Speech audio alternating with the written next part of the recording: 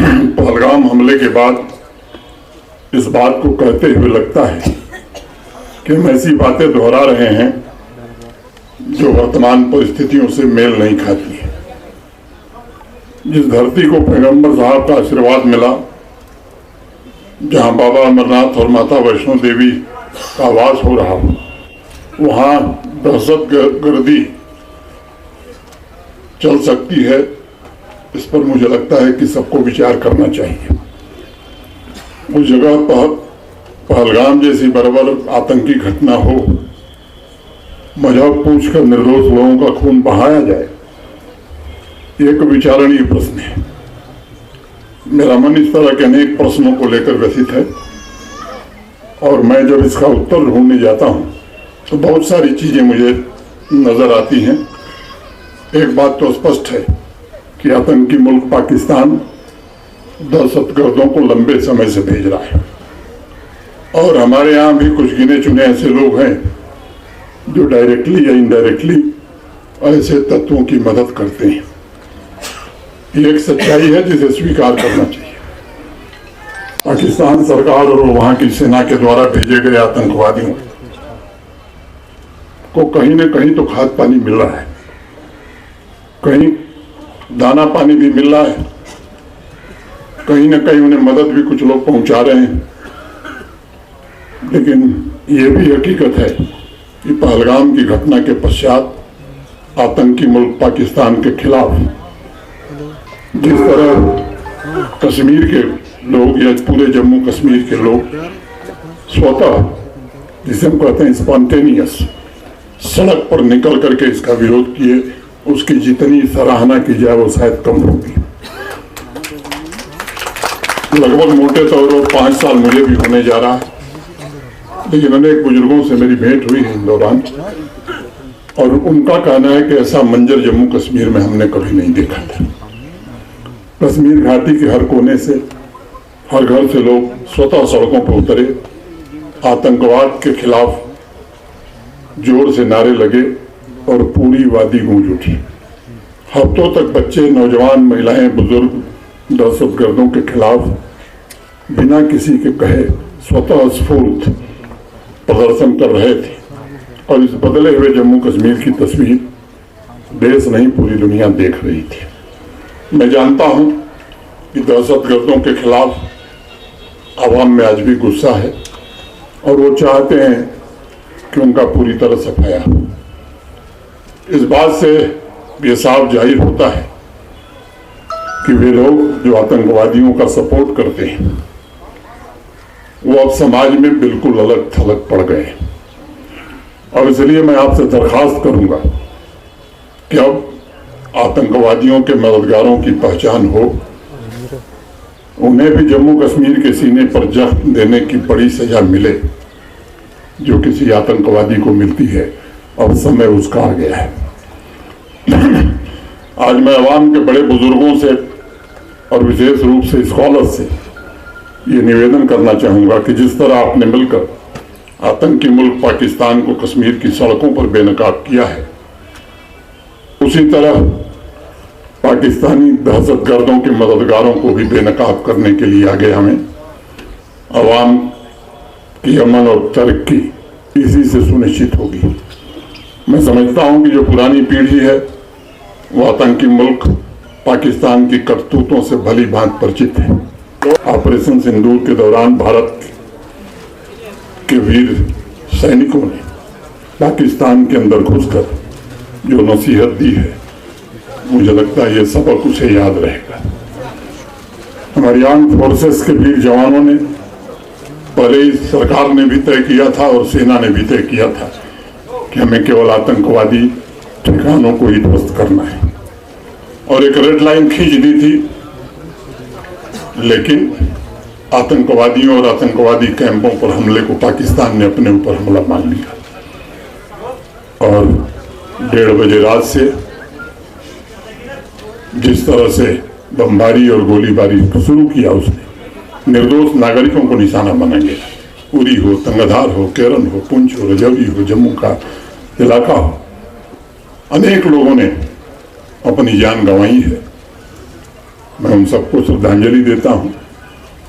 भारत सरकार और जम्मू कश्मीर प्रशासन उन परिवारों के साथ पूरी शिद्दत से खड़ा है। एक फैसला लिया गया है कि जिन्होंने अपने परिजन खोए हैं उन परिवारों के एक सदस्य को जम्मू कश्मीर में सरकारी नौकरी दी जाएगी। जो आर्थिक सहायता अनुमन्य थी वो पूरी तरह से पहुंचा दी गई है। रिलीफ का काम भी तेजी से चल रहा है। नई परिस्थितियों में ज़्यादा मात्रा में बंकर बनाने और जिनका ज़्यादा नुकसान हुआ है उनके रिहेबिलिटेशन के लिए प्रशासन सन्नद्ध है, तैयारी कर रहा है। आगे आने वाले दिनों में उसे भी पूरा किया जाएगा। लेकिन भारत ने भी कुछ सीमाएं तय कर दी हैं। किसी भी आतंकी घटना को भारत अवैध टाफुवार ही मानेगा और पाकिस्तान को फिर से उसकी कड़ी से कड़ी सजा जरूर दी जाएगी।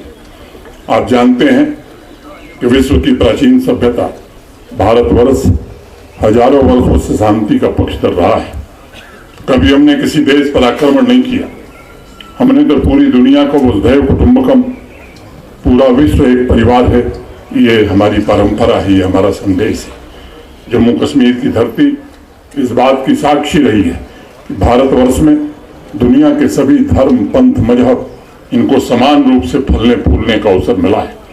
आप सबने देखा है कैसे मुश्किल भरे 30 साल गुजरे हैं। आदरणीय प्रधानमंत्री जी की कोशिशों और नतीजों के कारण जम्मू कश्मीर तरक्की के रास्ते पर चल पड़ा था। सामान्य नागरिक को उसका हक मिलने लगा था। हमारे नौजवान कामयाबी के नए मानदंड स्थापित कर रहे थे, झंडे बुलंद कर रहे थे। पहलगांव की घटना से पहले यहाँ की सड़कें, यहाँ की वादियां टूरिस्टों से गुलजार रहा करती थी। पिछले 5 वर्षों में यह प्रयत्न हुआ था कि आवाम के लिए एक बेहतर मुस्तकबिल तैयार किया जाए। हमें मिलकर उस मिशन को आगे बढ़ाना है। आज मैं आपके सामने 2 बातें कहना चाहूँगा। पहला, और इस पर आप विचार करिए और केवल विचार मत करिए, मुझे लगता है कि यही इसका समाधान है। हमें आवाम को दहशतगर्दों से जुड़े तत्वों से मुक्त कराना ही होगा। शांति इसके बिना हो नहीं सकती। और दूसरा, आवाम की तरक्कियात की जरूरतों के लिए जो प्रोजेक्ट से उन्हें रफ्तार देनी होगी। और मैं बार बार कहता हूं कि तरक्की के लिए अमन ये पूर्व शर्त हुआ करती है। और इसलिए आपको इसी क्रम में अगर मिशन पूरा करना है तो आपको भी साथ खड़ा होना होगा। ये जिम्मा केवल सुरक्षा बलों और पुलिस का नहीं है, आम नागरिकों का भी है। पैगंबर साहब ने एक हदीस में फरमाया है कि तुम अल्लाह से अमन मांगो।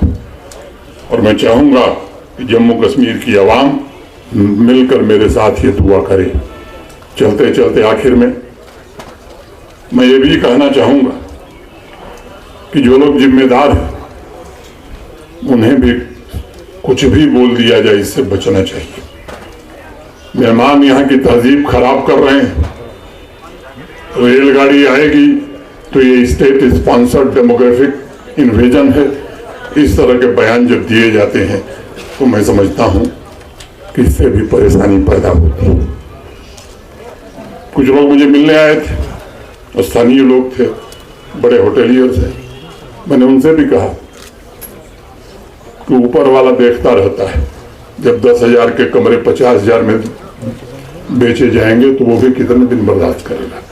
हमें खुद भी अपने अंदर भी झांक करके देखना होगा कि हम कैसा सलूक करते हैं। जो लोकल और नॉन लोकल की बात करते थे, आज हम फिर कह रहे हैं कि नहीं, नॉन लोकल जल्दी आवे, जल्दी आवे, जल्दी आवे। आखिर ये देश सबका है, सब मिल करके रहेंगे तभी आर्थिक तरक्की हो सकती है। ऐसे शब्दों का प्रयोग यदि बंद नहीं होगा, यकीन मानिए शांति स्थापित होने वाली नहीं है। पूरा भारत एक है, चाहे श्रीनगर हो या फिर श्रीगोदा हो, दोनों जगह सिर्फ भारतवासी हैं। इसलिए इस तरह के शब्दों का प्रयोग करना, आवाम में भेदभाव पैदा करना, इसके मुखालफत होनी ही चाहिए।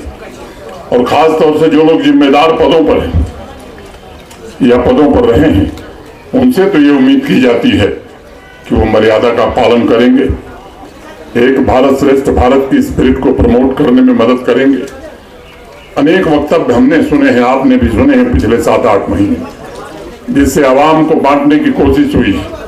कुछ ऐसे बयान आए हैं जो भाई भाई के बीच खाई पैदा करने वाले, और ऐसे बयानों से आवाम के दुश्मनों का हौसला भी बढ़ता है, ये भी हमें ध्यान रखना चाहिए। इसलिए मेरा आग्रह होगा कि आज और अभी से जम्मू कश्मीर के भीतर अगर इस तरह की बातें लोग कह रहे हैं तो उसकी भी मुखालफत होनी चाहिए, चाहे वो कोई हो, और इसका उपयोग यदि बंद नहीं होगा तो शांति स्थापित नहीं होने वाली है।